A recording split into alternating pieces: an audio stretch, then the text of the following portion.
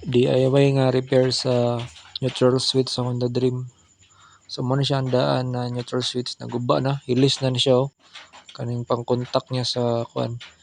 Nagpalit ko og neutral switch sa Supremo para kuhaan ako yung parts, kani siya nga part oh.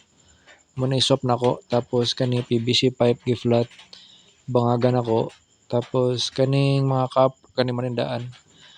Bali ang copper sa gikan sa neutral switch sa TMX Supremo may butang ako dira sa PVC. Ana dira.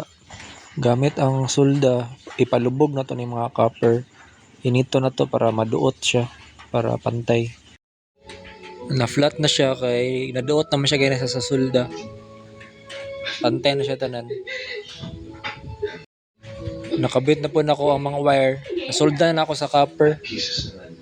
Nya muna po nitong gikan sa TMX Supremo kaning bakal para contact point sa kuan mga copper.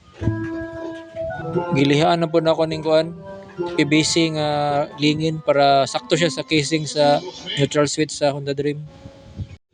I-check na lang ako ang continuity ani og nabay connection jud. So okay man sa tester na may continuity. So goods na siya. Nagamit sa day ko ng M-seal para epoxy niya para mapilit ang PVC ba dili siya mairog-irog. Kani ginasoldan lang na ako ang mga kuan ani mga wires sa corresponding na gear. Ang gear 1 niya usa nga color code niya. Kini mura neutral pa ni siya akong ikabit. Tapos primary sunod-sunod na hantod sa fourth gear. Neutral. First gear. Nakabit na siya. Dere. Tapos ano siya ano neutral. Third, fourth.